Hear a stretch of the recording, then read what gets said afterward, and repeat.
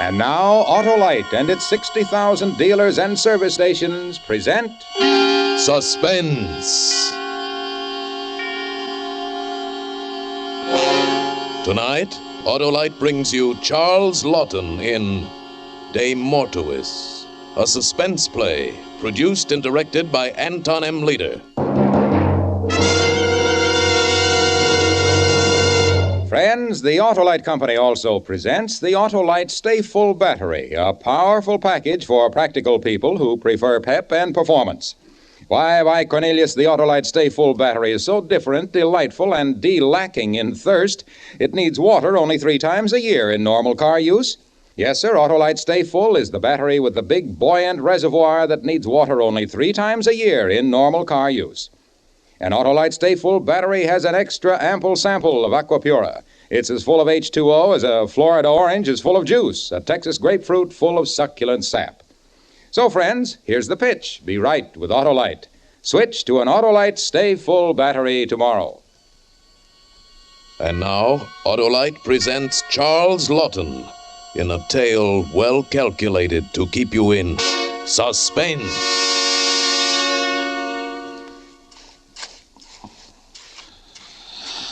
Now a bit more there. A touch of smoothing here. And that's a job well done. It's not a bad job for the village medico. I don't think a mason could have done better. Until the concrete hardens, I'd better...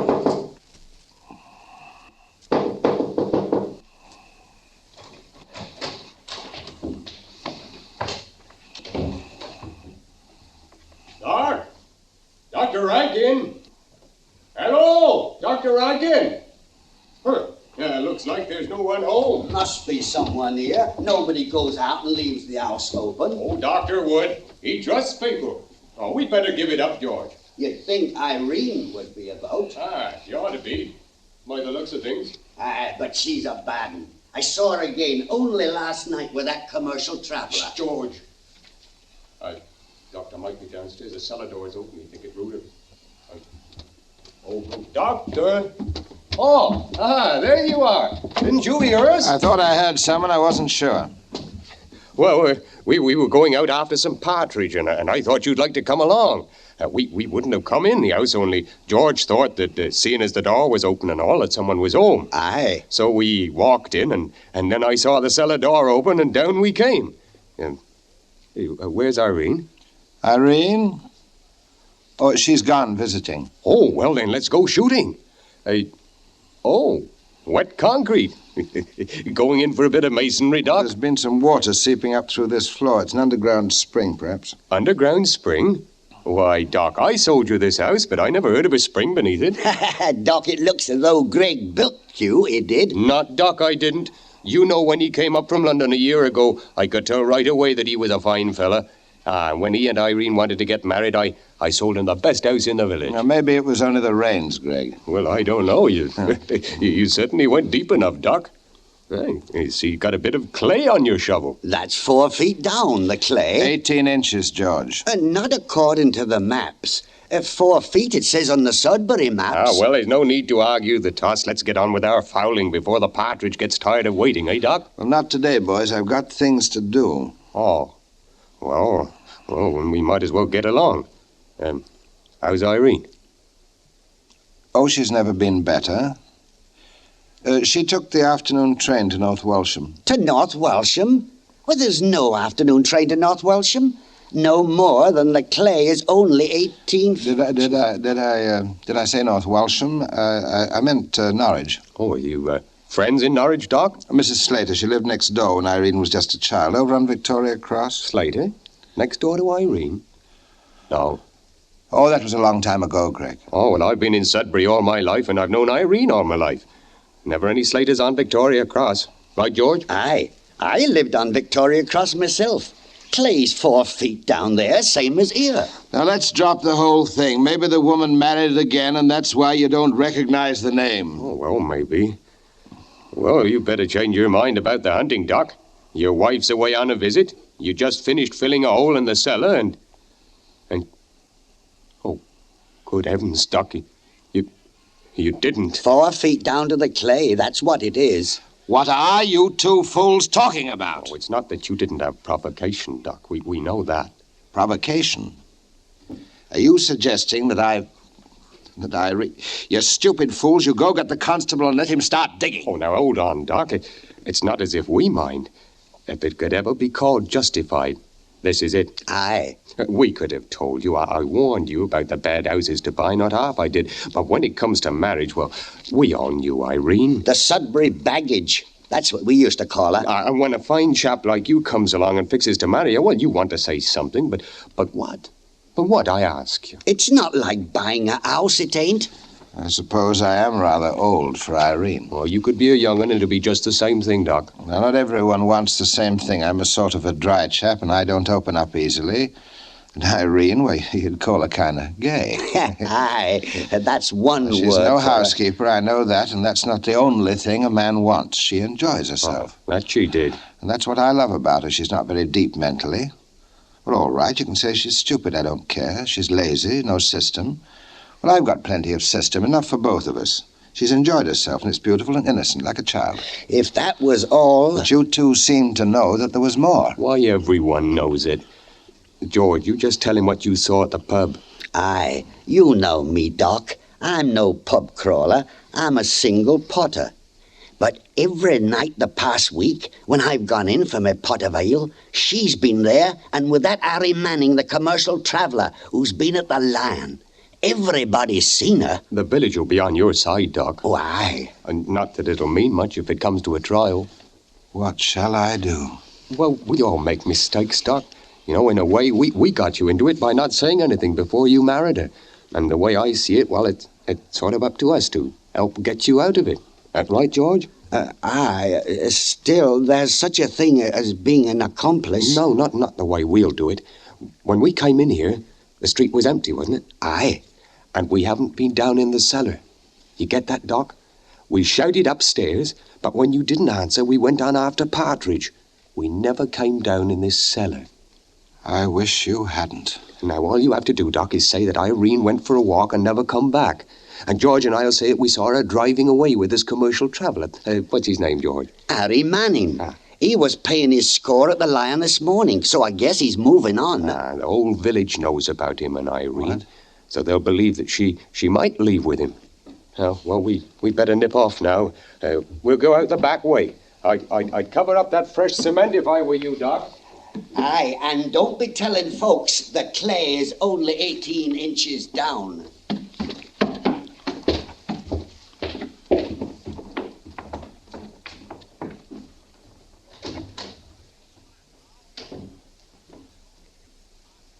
The whole village knows about this? Oh, no.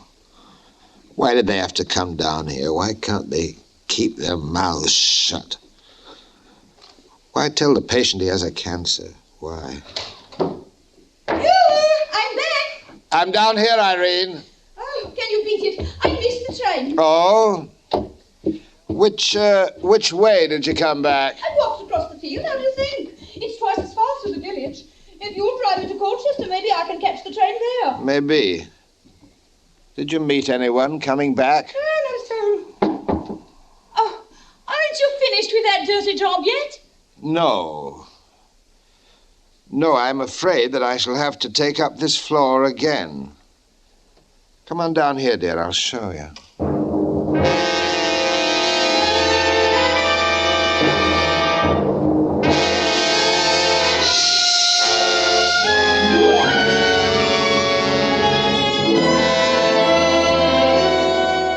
For Suspense, Autolite is bringing you Charles Laughton in radio's outstanding theater of thrills, Suspense.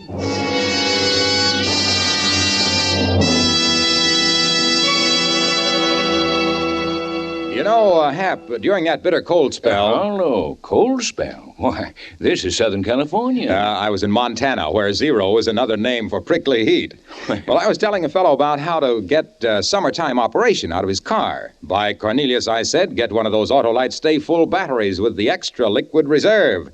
Friend, there's enough extra water in an Autolite Stay Full battery to irrigate Death Valley or make a rainstorm in the Sahara. Oh, not that much, huh? Grabbing his arm, I said, those Autolite Stay Full batteries need water only 3 times a year. Yes, sir, only 3 times a year in normal car use. And hanging onto his muffler... Muffler? Well, what kind? The double-chested kind in Montana. Oh. And I told him the extra plates in an Autolite Stay Full battery mean this rugged receptacle has a rapid response and a raft of reserve.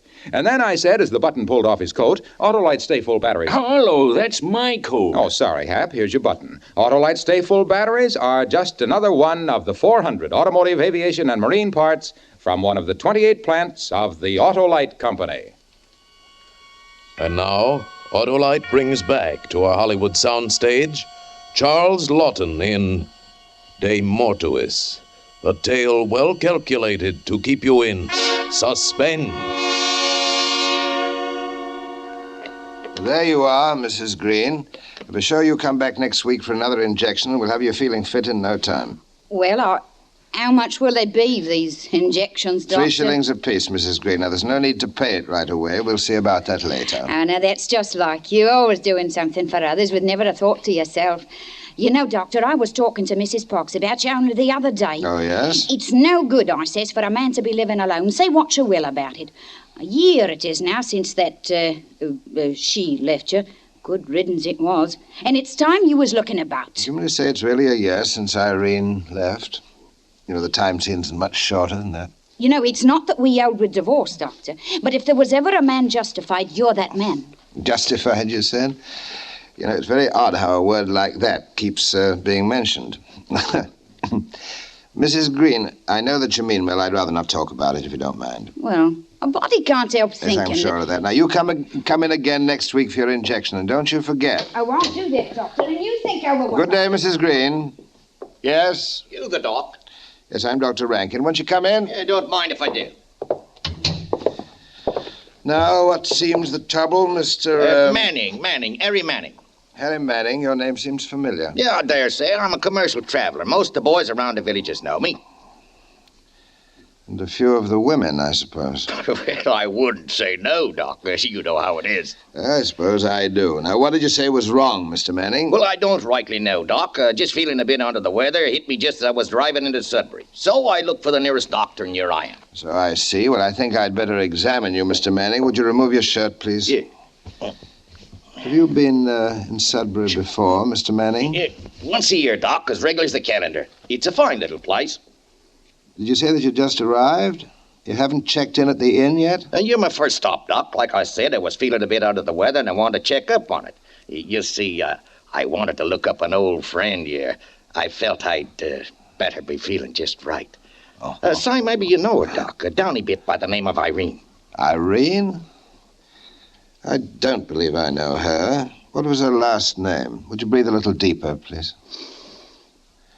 You know, she never did tell me her last name. I got the idea she was hammered for proper. Hammered? Yeah, married. Didn't want her old man to know she was out seeing life. Oh, she was a real live chicken, a neat one she was. I'm afraid that I never knew your Irene. Well, I can probably find her by asking down at the pub. They'll know her. No doubt. I imagine you're anxious to find her. You said it, Doc. As soon as you put me to rights, I'll sign in at the Lion, then I'll pop her out the pub. Of course. How long has it been since you've seen a doctor? Oh, 4 or 5 years. Aye. What you trying to tell me, Doc? I'm afraid, Mr. Manning, that your heart is not in the best of condition. Oh, are you trying to tell me that I'm going to pop off? You might live many years, Mr. Manning, but if I were you, I would avoid any sort of excitement.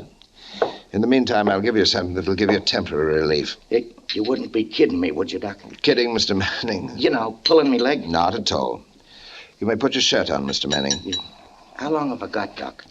Give it to me straight. Well, that might be difficult to say, Mr. Manning. So many things must be considered in a case like yours. I would say that how long you live depends on the way that you follow my advice. Oh, I'll do anything you say, Doc. Fine. First of all, I want you to take this capsule. Here's some water. Oh, all right. How often do I take them, Doc? I think that one will fix you up for the time. If it doesn't, just come back. I'll give you another one. You mean that just one will do the trick? Say, that's great, Doc. How much do I owe you? 2 shillings. 2 shillings? Certainly reasonable enough. I thought it'd be at least a quid. Here you are. Thank you. With that medicine to fix you up, Mr. Manning, you should have no trouble at all finding your Irene.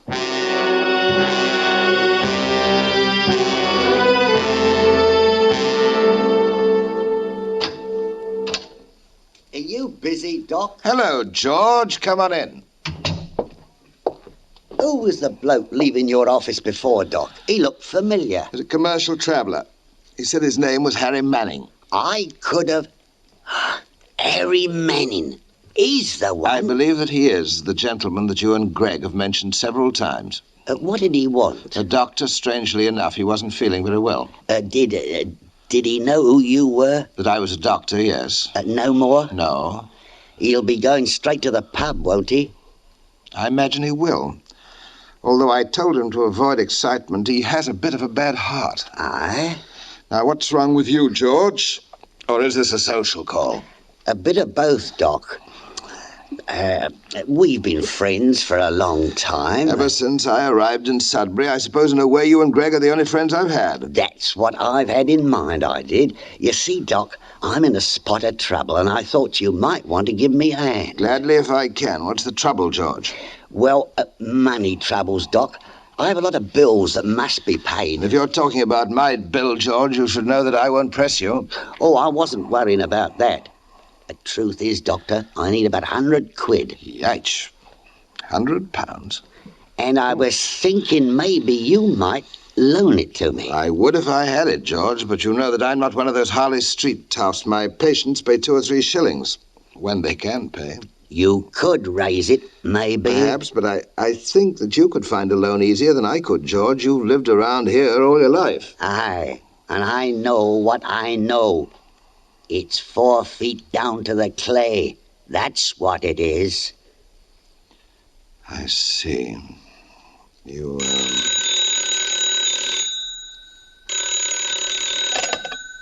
Dr. Rankin? Gregory here, Doc.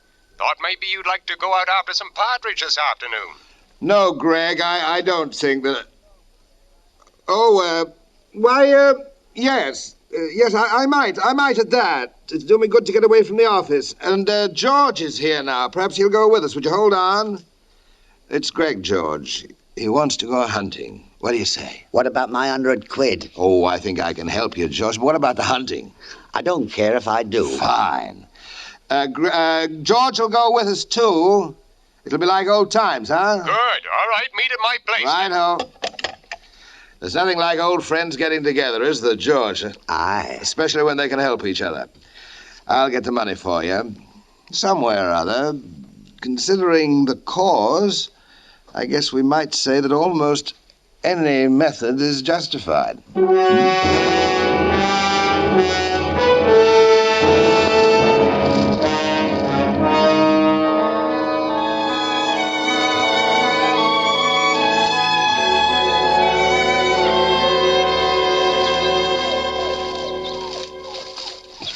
Heel, boy.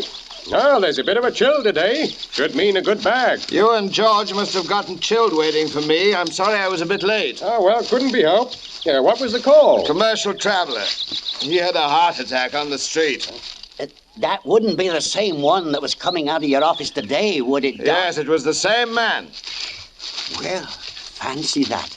It'd be funny, Doc, if it turned out you gave him the wrong medicine by mistake. I never prescribe mistakes, George. You, might as well let the dog go, Greg. We're coming to a good spot. I'll bear off to the left. You two can keep to the right. All right, boy. Flush 'em. I'll lay you a quid, I beg, more than of you. Done, George. Hey, Doctor, George seems a little nervy today, like he had the wind up about something. You got an idea what's wrong? No, he seemed all right when he was at my office earlier. Hey, look, the dog's struck a point. Ah, that he has. I'll swing to the right, Greg. That way we'll have them between George and myself, and you'll have them in front. All right, Greg. Flush 'em, boy. Hey, Doc! George! Ow! I got 2 of them. Doc, that first shot, I think it hit George. What? Good heavens. George? Only 100 quid. That's no cause to... I tried to stop you, Doc. I could see your gun wasn't swinging high enough. I thought I was aiming high. But I wanted to hit the birds before they scattered. God help me. Oh, Lord. Look at the blood on him. Well, can't you do something for him, Doc? I'm afraid I can't help him now, Craig. He's dead.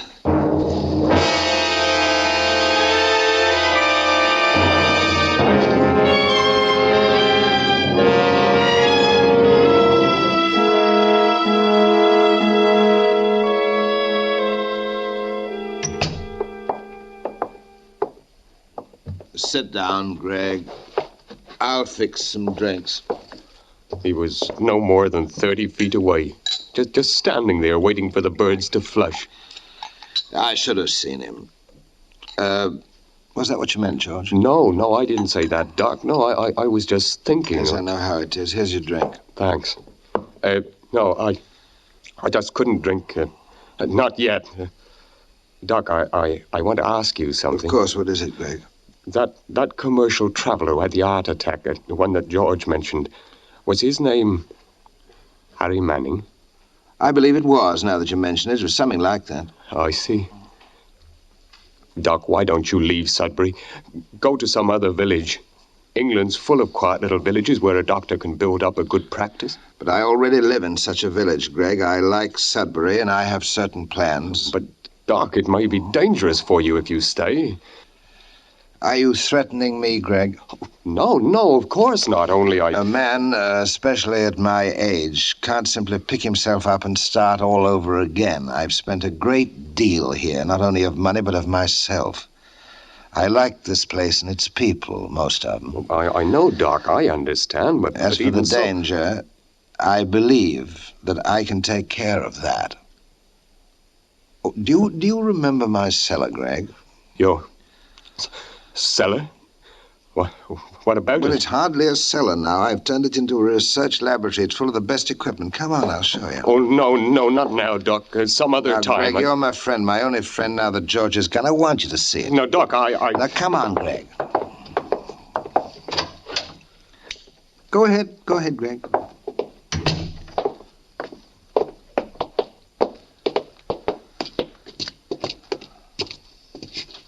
Well, you... What are you talking about? You haven't done anything to the cellar. It's just the same as it was that day.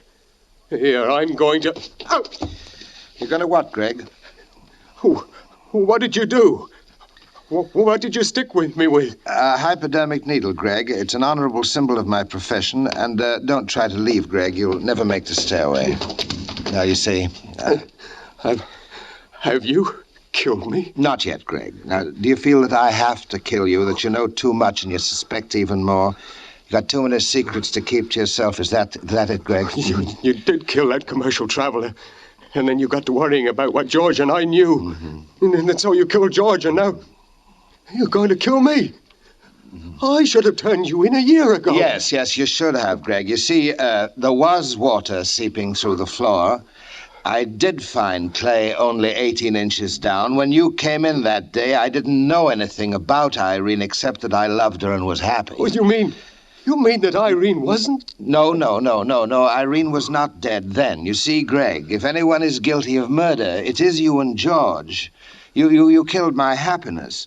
It was you who killed Irene through my hand, and it was you who brought up the commercial traveler.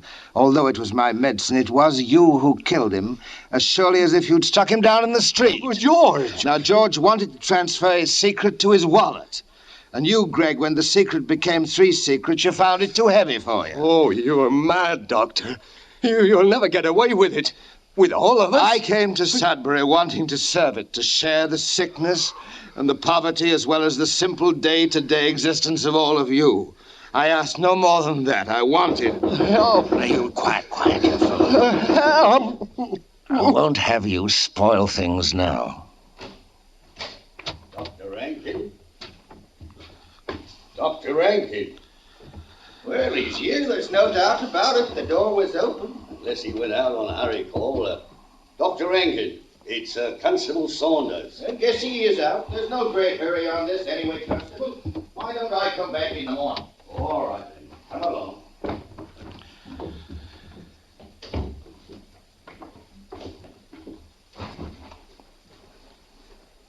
Phew. Well, it's all right indeed. By tomorrow morning when they return, there won't be a trace of you left, and I'll be free and safe, and no one will ever be the wiser.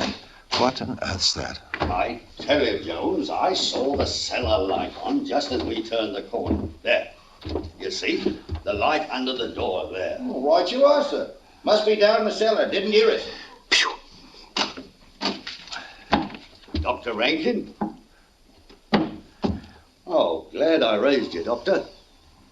You forgot to sign the death certificate on that commercial traveler today. I say, what are you doing down there, Doctor? I'm, well, you might as well come down the rest of the way, Constable. And I'll show you.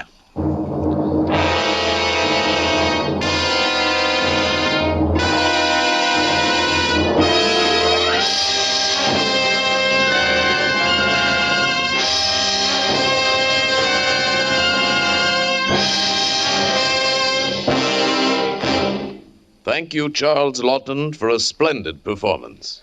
Say, Harlow, before Charles Laughton returns, won't you tell everyone the advice you have for them? All right, Hap. Friends, get a dandy, dynamic, dependable Autolite Stay Full battery with an extra water reserve. It's power-packed for pep and performance in sun, snow, sleet, or suspense. Well, you forgot another S, Harlow. Service. Service indeed, Hap, and that reminds me, Autolite makes complete electrical systems for many makes of America's finest cars. Generators, batteries, starting motors, coils, distributors, all ignition engineered to meet the highest standards of leading automotive engineers. So, folks, tomorrow's the day to treat your car to an expert motor tune-up. Visit your local Autolite service station listed in your classified telephone directory, or the dealer who sells your make of car, and be sure to specify original factory parts, the lifeline of your car. Always remember, Autolite means batteries. Stay full batteries. Autolite means spark plugs. Ignition-engineered resistor spark plugs. Autolite means ignition system. The lifeline of your car.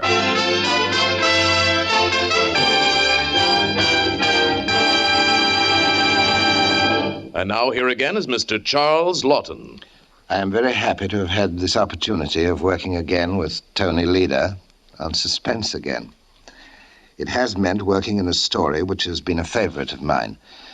De Mortuis has long been a well-loved story, but next week you will be hearing the story of a current novel, when radio's outstanding theater of thrills will bring you Miss Jane Wyman. Wonderful. In a special adaptation of Pat McGurr's Catch Me If You Can. Another gripping study in Suspense. Charles Laughton will soon be seen in the A&T film production The Man in the Eiffel Tower. Tonight's suspense play was by John Collier and was adapted for radio by Ken Crossan. Music was composed by Lucien Morawek and conducted by Lud Gluskin. The entire production was under the direction of Anton M. Leader. In the coming weeks, Suspense will present such stars as James Mason, Van Heflin, Jimmy Stewart, and many others. Make it a point to listen each Thursday to Suspense, radio's outstanding theater of thrills. And remember, next Thursday, hear Miss Jane Wyman in Catch Me If You Can. You will find Autolite battery dealers listed in your classified telephone directory under batteries. You're right with Autolite. This is CBS, the Columbia Broadcasting System.